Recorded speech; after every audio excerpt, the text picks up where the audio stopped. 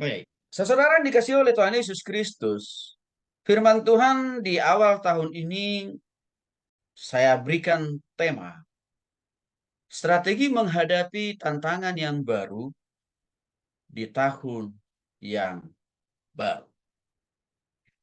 Mengapa begitu penting kita membahas tema ini? Karena seringkali saudara yang dikasih oleh Tuhan Yesus, orang sangat begitu takut, khawatir, cemas, ragu dalam menghadapi hari yang baru, bulan yang baru, apalagi yang namanya tahun baru. Mengapa? Karena mereka sudah di tahun atau bulan hari-hari yang lalu. Yang mana mungkin mereka seringkali mengalami masa-masa suka, masa-masa sulit, masa-masa pahit, bahkan masa-masa yang menyedihkan di tahun-tahun yang lalu. Bisa juga mungkin karena mereka mengalami sakit penyakit. Mungkin karena mereka mungkin yang mengalami kehilangan orang yang mereka kasihi. Orang tua, sanak famili, saudara, bahkan juga sebagai mahasiswa, mungkin juga di tahun yang lama dia trauma. Mengapa? Karena dia mungkin mengalami kegagalan demi kegagalan daripada proses perkuliahan yang sedang diikuti. Sebagai orang tua juga bisa mengalami ketakutan dalam menghadapi tahun yang baru. Karena di pengalaman tahun yang lama, mungkin tiba-tiba saja pekerjaannya hilang alias di PHK. Ilmu saudara yang dikasih oleh Tuhan Yesus Kristus. Apakah kita perlu trauma? Apa kita perlu takut menghadapi tahun yang baru ini? Walaupun tahun yang lama, tahun 2023, begitu banyak masalah, persoalan, pergumulan, dan tantangan yang kita alami. Sudah pasti kita tidak perlu takut, khawatir, cemas, bimbang, dan ragu. Karena Tuhan memberikan kita kuasa. Karena Tuhan pasti akan menyertai, menjaga, memelihara, dan memimpin kita. Namun yang jadi pertanyaan yang lebih lanjut adalah, bagaimana strategi kita menghadapi tantangan yang baru di tahun yang baru? Jika begitu, saudara dikasih Kristus di awal saya menjelaskan dulu kepada kita definisi dari yang dimaksud dengan tantangan. Tantangan itu, saudara, sama dengan artinya problem. Dalam bahasa Yunani, problem atau tantangan itu disebut istilahnya probalen. Itu dalam bahasa Yunani, arti dari tantangan atau problem. Nah, kalau kita mau menjelaskan, mau memahami lebih jauh lagi arti kata problem atau tantangan atau probalen dalam bahasa Yunani, maka dapatlah kita merumuskan ada dua arti dari kata tantangan atau problem atau probalen dalam bahasa Yunani. Yang pertama, tantangan itu artinya adalah bergerak maju. Artinya apa? Tantangan itu tidak boleh membuat kita demotivasi, patah semangat, terpuruk, mundur, bahkan bunuh diri. Tidak boleh. Karena arti daripada tantangan itu adalah kesempatan bagi kita untuk bergerak maju, untuk berjuang hasil. Itu arti yang pertama daripada tantangan atau problem itu sendiri. Yang kedua, pada problem, kesempatan untuk meraih peluang, kesempatan untuk meraih prestasi, kesempatan mengubah tantangan menjadi peluang. Tadi ada teman saudara yang bersaksi waktu dia diusir oleh orang yang mana dia sedang menyanyikan lagu rohani. Tapi apa yang terjadi? Tuhan sudah siapkan penggantinya. Tuhan sudah siapkan berkatnya. Tuhan sudah siapkan peluangnya di tempat yang lain. Dan apa yang terjadi? Waktu mereka pindah ke tempat yang lain. Di situ pun mereka bisa melihat tangan Tuhan bekerja. Sehingga Tuhan juga tidak membiarkan mereka dipermalukan. Artinya saudara, selama kita hidup di dunia ini, pasti selalu kita menghadapi yang namanya tantangan, masalah, persoalan, dan pergumulan. Hanya orang yang sudah matilah yang tidak akan pernah menghadapi masalah, tantangan, persoalan, dan pergumulan.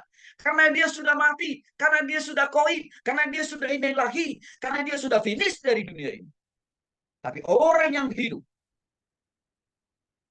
kehidupannya akan selalu berdampingan dengan yang namanya masalah, tantangan, ataupun juga persoalan atau problem. Yang harus kita lakukan adalah bukan lari dari masalah, bukan lari dari persoalan, bukan menghindar, saudara. Tapi kita harus maju, bergerak, lebih semangat, lebih antusias. Maka kembali kepada tema tadi. Bagaimana strategi kita menghadapi tantangan yang baru di tahun yang baru, di tahun 2024. Yang artinya saudara yang dikasih oleh Kristus Kristus. Kalau Tuhan kasih kita di tahun yang baru, tahun 2024, pasti kita akan menghadapi yang namanya juga tantangan atau problem, masalah, dan pergumulan. Namun ada janji Tuhan. Namun ada penyertaan Tuhan. Namun ada berkat Tuhan.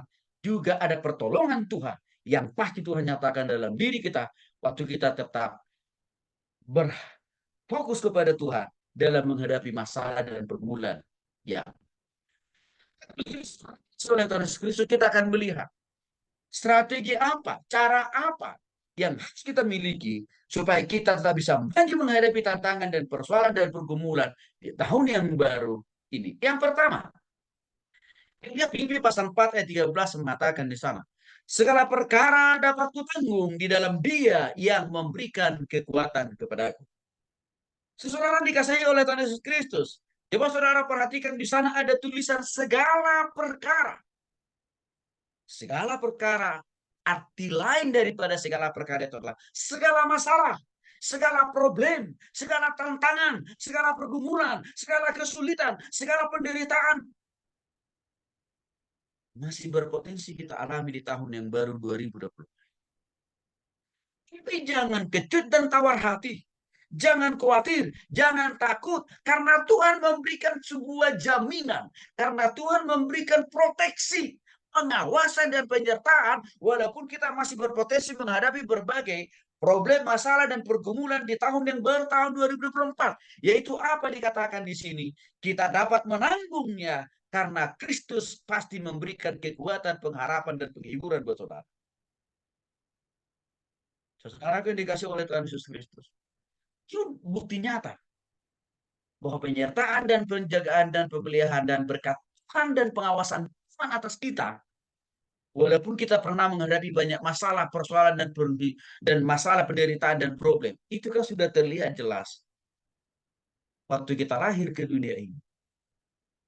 Sampai kita ada di tahun 2023, pasti kita sudah menghadapi banyak namanya problem, masalah, tantangan, dan problem. Mungkin itu bentuknya masalah keuangan, masalah kesehatan, masalah studi, masalah masa depan, masalah rumah tangga, masalah usaha, pekerjaan, dan bisnis, bahkan juga masalah rumah tangga. Tapi saudara ini dikasih oleh Tuhan Yesus Kristus. Banyaknya masalah, persoalan, dan pergumulan yang pernah kita alami sejak kita lahir ke dunia ini sampai tahun 2023. Nyata-nyatanya, Tuhan masih tetap menyertai, menjaga, memelihara, menopang, dan menolong, memberkati kita semuanya. Sehingga di tahun 2024 ini, saudara dan saya masih diizinkan Tuhan boleh menjalani, bahkan boleh menikmati penyertaan dan pemeliharaan Tuhan yang luar biasa waktu kita lahir ke dunia ini sampai tahun 2023, bahkan juga kita dibimbing oleh Tuhan memasuki tahun 2024, merupakan buktinya berapapun besarnya masalah, problem, persoalan, pergumulan yang kita alami. Benarlah seperti yang dikatakan dalam firman Tuhan dalam Filipi pasal 4 ayat 13 ini. Segala perkara dapat ditanggung. Segala masalah boleh saja dapat menghampiri kita. Tetapi Kristus selalu saja memberikan solusi, memberikan kekuatan, memberikan pengharapan, memberikan penghiburan, memberikan sukacita, memberikan mujizat dan pertolongan. Dengan demikian, saudara, kita tidak perlu khawatir, kita tidak perlu takut, kita tidak perlu ragu. Kita tidak perlu cemas menghadapi dan menjalani tantangan di tahun yang baru, tahun 2024 ini. Nggak perlu. Karena janji-janji penyertaan, pemeliharaan, dan berkat Tuhan sepanjang kita lahir dari dunia ini sampai hari ini selalu ada buat saudara dan saya. Maka kita tidak perlu takut. Kita tidak perlu ragu. Kita tidak perlu demotivasi. Maka untuk itu, saudara, sekali lagi, apapun masalah dan tantangan atau problem yang kita hadapi di tahun yang baru ini, sebagai mahasiswa mungkin saudara berkumpul. Atau kira-kira nanti saya bisa lulus semua enggak dari mata kuliah saya semester ini. Ingat engkau punya Tuhan Yesus yang sanggup memberikan kekuatan, hikmat bijaksana, kepintaran, dan bahkan kemampuan bagimu untuk menghadapi tantangan. Mungkin, bro, kayaknya bisa nggak ya? Ya, di tahun yang baru ini saya bisa tetap mendapatkan dukungan dari orang tua saya. Karena di tahun 2023 rasanya ya serat, susah, sulit ekonomi orang tua saya. Jangan takut, jangan khawatir. Tuhan yang sama yang memberikan napas hidup kekuatan kepada papa mama saudara. Tuhan yang sama juga yang pasti akan menolong mereka, menguatkan mereka, bahkan juga memberikan pekerjaan serta memberkati usaha dan pekerjaan mereka. Yang penting saudara sebagai anak, miliki iman yang teguh. Doakan tiap-tiap waktu papa, mama. Doakan tiap-tiap waktu usaha, pekerjaan, bisnis, akan juga pelayanan mereka. Sampai saudara melakukan tugasmu sebagai pelajar ataupun juga sebagai mahasiswa dengan belajar sungguh-sungguh. Sama. Seorang pengusaha pasti bergumul dalam menjalani tahun yang baru ini. Karena mungkin saja tahun 2023 usahanya rontok. Mengalami kerugian, bahkan bangkrut. Tapi jangan lupa, juga masih Tuhan sertai, toh juga masih Tuhan jagai. Sehingga boleh ada di tahun 2024. Artinya apa? Kalau tahun 2023 kita pernah gagal dalam usaha, pekerjaan, dan bisnis atau dalam pelayanan. Kalau Tuhan kasih kita tahun yang baru, itu memberikan arti. Oh, di tahun yang baru ini ada berkat Tuhan, ada pemulihan dari Tuhan, ada mukjizat Tuhan yang pasti kita alami.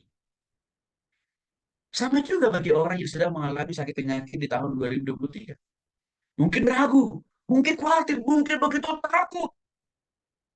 Jangan-jangan tahun 2024 sakit penyakit itu akan makin bertambah. Sebentar dulu.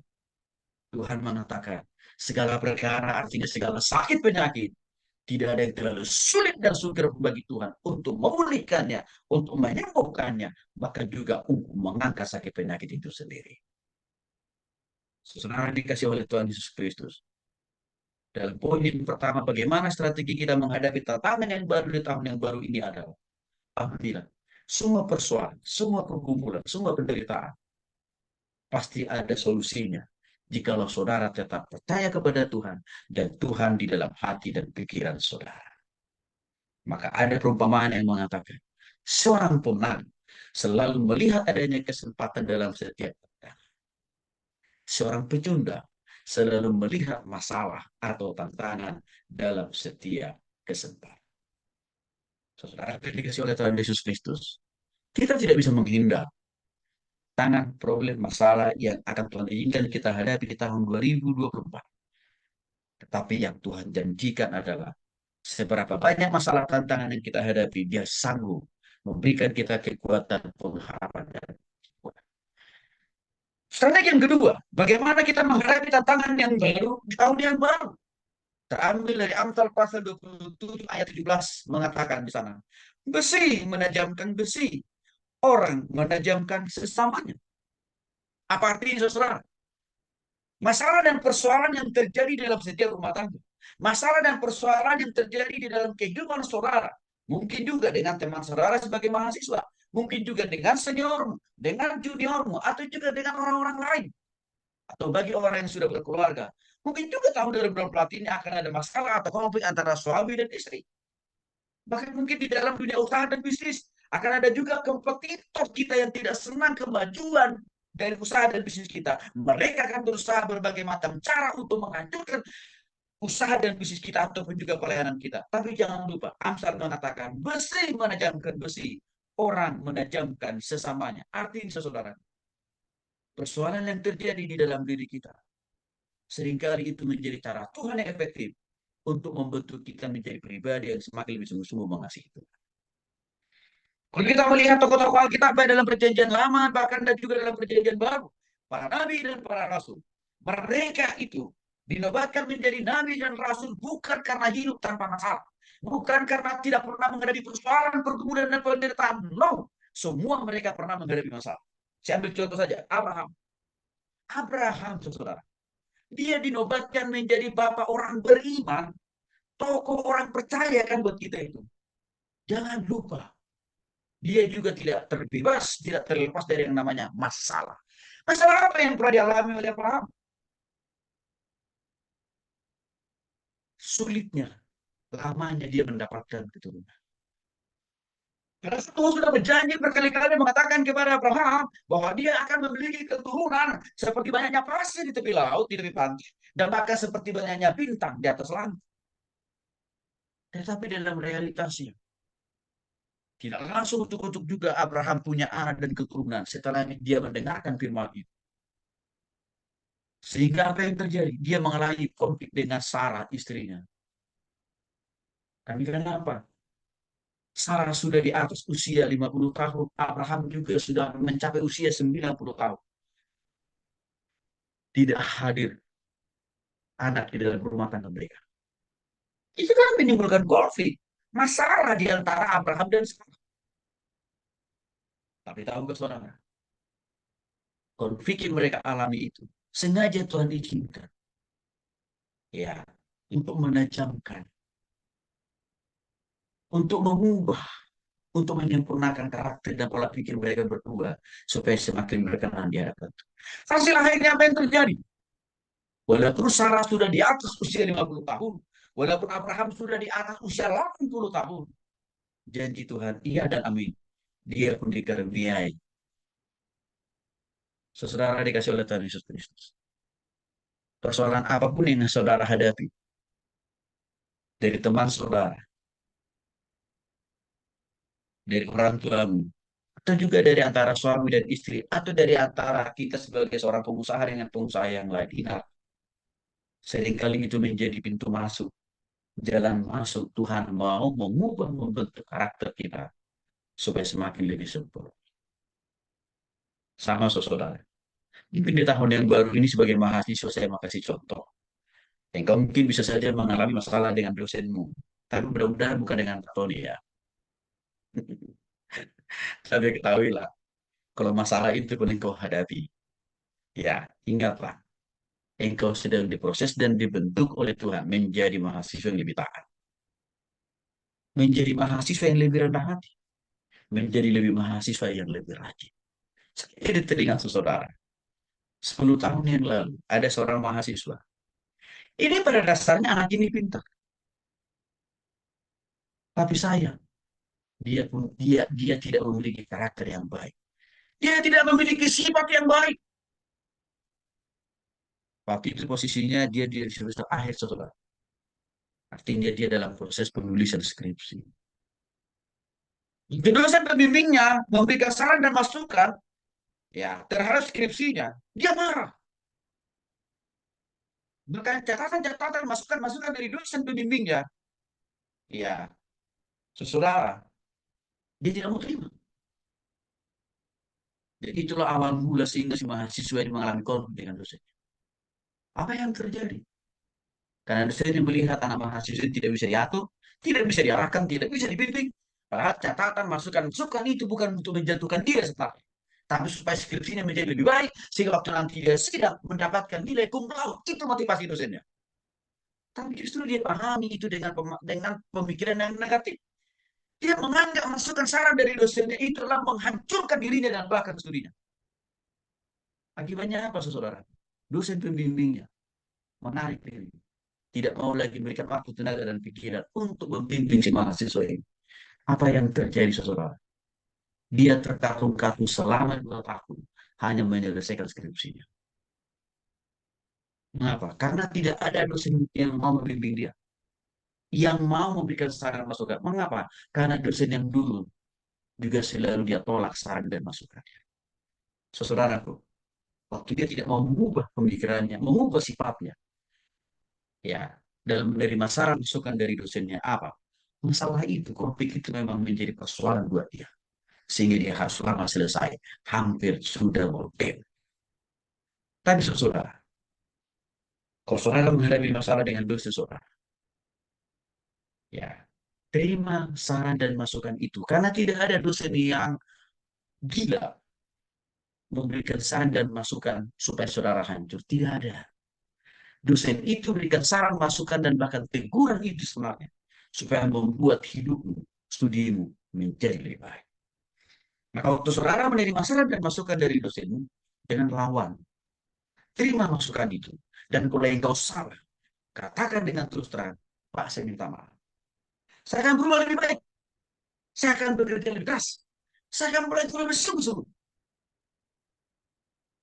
Hasil akhirnya adalah saudara akan menjadi seorang mahasiswa yang berhasil. Seseorang dikasih oleh Tuhan Yesus Kristus. Saya juga pernah mengalami proses pembentukan dari dosen pembimbing saya waktu saya ambil S1. Saudara, waktu saya menulis bab 1, saudara, lebih dari 3 kali dosen pembimbing saya mengkorek bab 1 saya. Lebih dari 3 kali. Tapi saudara tahu, saya tidak pernah marah. Saya tidak pernah sakit hati sama dosen pembimbing saya. Karena pertemuan saya yang selanjutnya, yang keempat, dosen saya itu baru katakan kepada saya, Tuh, kamu tahu kenapa saya harus coret-coret bab 1 sampai kamu harus 3 kali bolak-balik? Saya bilang saya tidak tahu, Pak. Tapi saya katakan yang saya percaya, kalau Bapak mencoret bab 1 saya, pasti niat Bapak baik. Pasti niat Bapak mau menolong saya. Lalu dosen pembimbing saya dikatakan, benar. Motif dan tujuan saya untuk mencoret bab 1. Bukan karena saya benci kamu. Bukan karena saya tidak suka sama kamu. Bukan untuk menghancurkan kamu dari studimu. Bukan, kata dosen pembimbing saya. Tapi karena saya mau skripsimu harus yang terbaik. Karena saya mau kamu dapat lulus dengan nilai terbaik dari kampus. Karena saya rindu kau lulus dari kampus ini. Dan kau mendapatkan pekerjaan yang lebih baik. Saudara, waktu saya pahami proses pembentukan dari dosen pembimbing saya secara positif, maka apa yang terjadi? Saya terima berkat. Saudara, apapun masalah dan persoalan dan pergumulan yang kau hadapi di tahun 2024, percayailah, yakinlah, itu Tuhan izinkan engkau alami, membentuk karakter, membentuk sikap hatimu, membentuk kerendahan hatimu, supaya engkau suatu saat menjadi mahasiswa yang berhasil dan bahkan mendapatkan pekerjaan yang lebih baik. Bagi keluarga-keluarga, bagi para pengusaha yang menghadapi masalah di tahun 2024, pasti ada masalahnya, pasti ada tantangannya. Mungkin antara suami dan istri, atau juga dengan orang tua dan mertua, atau juga dengan rekanan bisnis yang ada. Termasuk bagi para hamba Tuhan. Di tahun 2024 pasti kita menghadapi banyak masalah. Tapi yakinlah, kalau itu diizinkan, kalau itu karena saya izin Tuhan, Tuhan yang sama akan menolong, memampukan kita menghadapi masalah dan persoalan itu. Makanya bagaimana cara atau strategi ketiga supaya kita bisa menghadapi tantangan yang baru di tahun yang baru. Lukas pasal 5, 17 ayat 19 mengatakan seperti beberapa orang yang mengusung temannya yang lumpuh dengan keinginan yang kuat, mereka melanjutkan rencananya dengan cara yang lain yang lebih baik. Sedikit jelaskan lebih detail. Lukas pasal 5 ayat 17 sampai 19. Saudara itu dikasih oleh Tuhan Yesus Kristus. Rupanya ada orang lumpuh. Ya, saudara, ada orang lumpuh yang rupanya sedang mengalami ya kelumpuhan sudah begitu lama, saudara. Dan akibat daripada kelumpuhannya itu, saudara, menyebabkan ya dia sulit sekali bertemu dengan Tuhan Yesus. Dan orang lumpuh ini ya sudah bertahun-tahun dirawat di rumah. Ya, udah minum obat dan bahkan juga sudah dibawa mungkin ke dokter. Tapi semua orang lumpuh. Artinya sudah menanggung.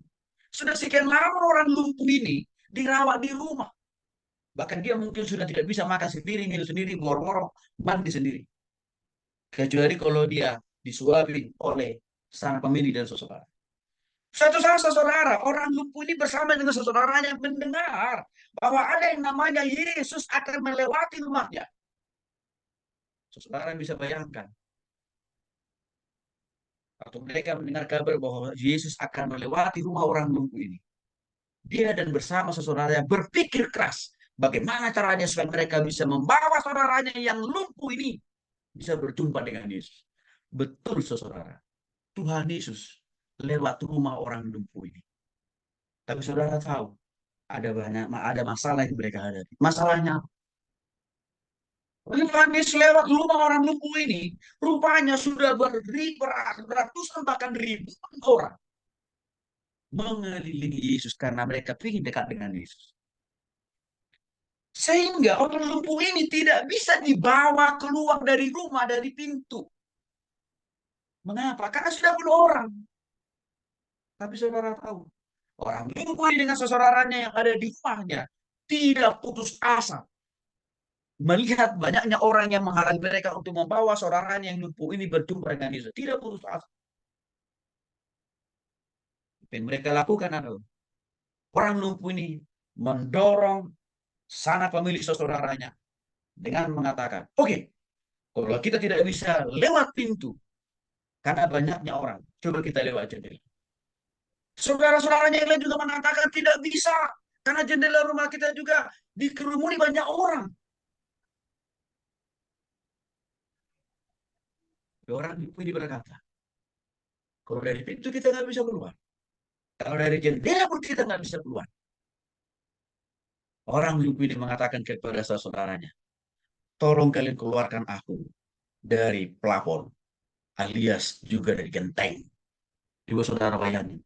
Bagaimana caranya mengangkat orang lumpuh yang sudah sakit di tempat tidur menaruh, mengangkatnya lewat plafon dan bahkan sampai ke genteng lalu menurunkannya untuk demi Yesus. Itu begitu susahnya. Tapi saudara tahu, mereka semangat melakukan itu. Singkat cerita, saudara-saudaranya pun mengangkat orang lumpuh ini bersama dengan tempat tidurnya, mengeluarkan orang lumpuh ini dari plafon sampai ke genteng, lalu menurunkannya sampai keluar. Dan waktu sudah sampai di halaman saudara, mereka juga harus berhadapan dengan orang-orang yang sudah banyak berkerumun mau ingin mendekat dengan Yesus. Artinya sulit sekali orang lumpuh ini untuk bisa dibawa dekat dengan Yesus. Tapi saudara tahu, rupanya Yesus tahu usaha dan perjuangan dan semangat orang lumpuh ini dan juga sanak pemilik saudaranya untuk ingin berjumpa dengan Yesus. Hasil akhirnya apa? Yesus pun melihat ada iman, ada semangat, ada kerinduan orang lumpuh ini dan juga saudaranya untuk dipulihkan dan disembuhkan. Akhirnya apa yang terjadi? Tuhan Yesus pun menjamah orang lumpuh ini sehingga dia sembuh dari kelumpuhan. Saudara yang dikasih oleh Tuhan Yesus Kristus. Tahun 2024. Bisa saja kita menghadapi tantangan masalah, persoalan, pergumulan, dan problem. Berkali-kali lipat. Seperti yang dialami oleh orang ini. Kelihatannya tidak ada solusi. Tapi kalau engkau tetap dan percaya kepada Tuhan. Tidak ada yang terlalu sulit bagi Tuhan untuk menolongmu, untuk memberkatimu, untuk memampukanmu, dan bahkan untuk menguatkan. Sudah pasti, di tahun yang baru ini, sebagai mahasiswa pasti saudara akan menghadapi tantangan yang lebih berat. Dan itu wajar, karena saudara bukan lagi mahasiswa baru, tapi sudah mahasiswa stok lama. Sebab apa? Saudara akan menghadapi mata pelajaran, mata kuliah yang lebih berat. Tapi ketahuilah, Tuhan yang pernah menolongmu di tahun-tahun yang lalu, Tuhan Yesus yang sama juga akan pasti memampukanmu menghadapi tantangan dalam studimu di tahun yang baru. Salah pergumulan, uang kos, uang makan, dan lain sebagainya. Sama. Pertolongan Tuhan yang sama tersedia untuk saudara. Bagi orang tua saudara, ya, dia sudah berkeluarga para pengusaha sah. Di tahun 2024 pasti akan menghadapi banyak tantangan juga. Tapi jangan lupa, kalau Tuhan bisa menyembuhkan orang yang lumpuh yang harus ditopang dan ditolong, harus melewati trapung dan genteng, bisa disembuhkan oleh Tuhan. Tuhan yang sama masih bisa memberkati usaha pekerjaan dan bisnis yang ada. Saudara, coba saudara perhatikan di sini ada gambar yang menarik antara kata dengan buruk. Kalau saudara perhatikan, ya, posisi katak di sini sudah sangat mengerikan. Karena sudah hampir seluruh bagian-bagian tubuh katak sudah masuk ke dalam mulut burung elang ini. Coba saudara perhatikan, pasti katak ini sudah kehabisan napas karena mulutnya sudah masuk ke tenggorokan daripada burung elang ini. Kalau kita perhatikan, pastilah katak ini akan inna illahi. Artinya apa? Akan apa? Tapi saudara tahu,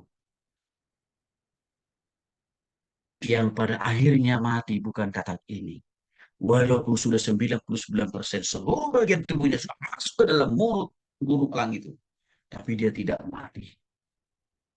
Dia tidak inna illahi. Dia tidak check out dari dunia ini, saudara. Mengapa? Ada apa? Coba saudara perhatikan. Bagian depan dari tangan dari katak itu, dia memegang erat-erat leher dari burung elang itu. Waktu burung elang itu berusaha untuk menelan dia mati lebih dalam, katak itu pun semakin keras memegang leher burung elang itu. Sehingga sakit begitu kerasnya tangan katak itu memegang leher burung elang itu. Sehingga apa?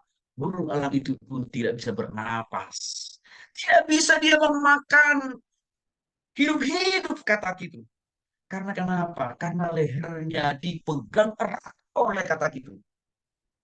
Sehingga burung elang ini pun mulai berpikir, rasanya kalau saya tetap memaksakan diri menelan katak ini, saya bisa mampus, saya bisa mati, saya bisa ini lagi, kira-kira begitu.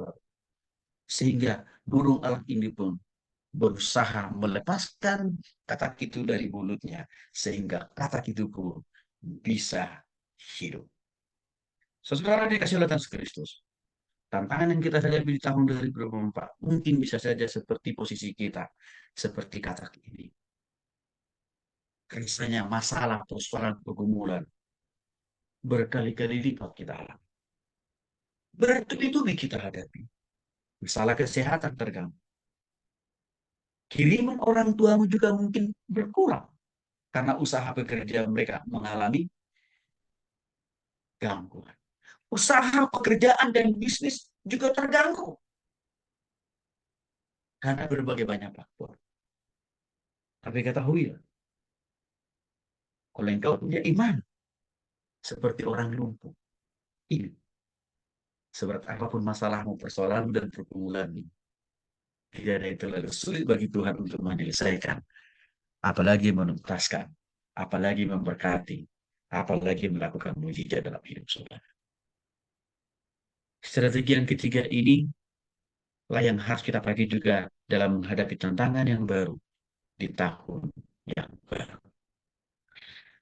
Strategi yang keempat menghadapi tantangan yang baru di tahun yang baru terambil dari Amsal pasal 24 ayat 16 mengatakan sebab 7 kali orang benar, berarti kali 7 kali orang benar, ini orang benar 7 kali jatuh, namun ia bangkit kembali. Tetapi orang fasik, orang akan roboh dalam bencana. Saudara dikasih oleh Yesus Kristus. Tuhan berkata, orang benar, orang yang takut akan Tuhan, orang yang percaya kepada Tuhan, masih berpotensi menghadapi yang namanya masalah, persoalan, pergumulan, termasuk juga saja penyakit, kebangkrutan, bahkan juga problem. Tapi kalau itu kita alami sebagai orang percaya. Tuhan yang sama akan membangunkan, menguatkan, meneguhkan, mengurapi, dan juga menopang dan menolong saudara. Buktinya Tuhan tidak pernah lepas tangan. Tuhan tidak pernah membiarkan apalagi meninggalkan orang percaya waktu mengalami masalah, persoalan, pergumulan atau problem apapun dalam hidupnya. Tuhan tidak pernah lepas tanggung jawab. Asal posisi kita tetap percaya kepada Dia. Orang benar 7 kali bisa mengalami. 7 kali ini kan bicara masalah banyak yang salah kan, tantangan, problem. Itu masih berpotensi kita alami. Tuhan yang sama akan memampukanmu, menguatkanmu, menghiburmu, menopangmu, dan bahkan juga menolong. Kalau orang fasik, saudara, orang yang tidak percaya kepada Tuhan, satu masalah saja dihadapi, itu langsung menjadi bencana besar baginya. Itulah yang dialami oleh orang-orang yang mengkonsumsi narkoba waktu menghadapi masalah. Akibatnya apa? Jadi ketergantungan. Cara yang lain yang dilakukan oleh orang fasik yang belum bertobat kepada Tuhan. Dia baru diputus pacarnya, langsung berpikir pendek itu apa? Bunuh diri. Padahal itu baru satu masalah. Tapi orang-orang benar, orang yang sungguh-sungguh percaya kepada Tuhan. Waktu kita menghadapi masalah dan problem persoalan pergumulan apapun dalam hidup ini. Kalau engkau tetap memilih percaya kepada Tuhan, bergantung kepada Tuhan. Seberapa banyaknya masalah, persoalan, dan pergumulan yang kau alami, Tuhan juga akan menolongmu, menguatkanmu, meneguhkanmu, bahkan membangun kamu kembali. Sama, saudara. Waktu saya jadi mahasiswa juga menghadapi banyak problem. Problemnya apa? Saya sangat terbatas mendapatkan uang kiriman dari orang tua. Sehingga sulit buat saya untuk beli buku, sulit buat saya untuk makan 3 kali sehari, sulit karena tidak cukup uang kiriman orang tua saya. Tapi saudara tahu, saya tidak pernah meragukan, saya tidak pernah mempersalahkan Tuhan. Tapi saya memilih tetap beriman dan berdoa dan percaya dan rajin baca kita serta melayani Tuhan. Hasil akhirnya apa? Selesai juga sarjananya. Tidak pakai-pakai lama itu. Setelah saya bekerja, ada juga banyak masalah yang saya hadapi. Saya pernah ditolak orang karena jualan panci sesuatu. Ya, saya pernah disiram orang pakai air panas karena jualan. Saya pernah dikejar-kejar anjing karena jualan, bukan jualan narkoba.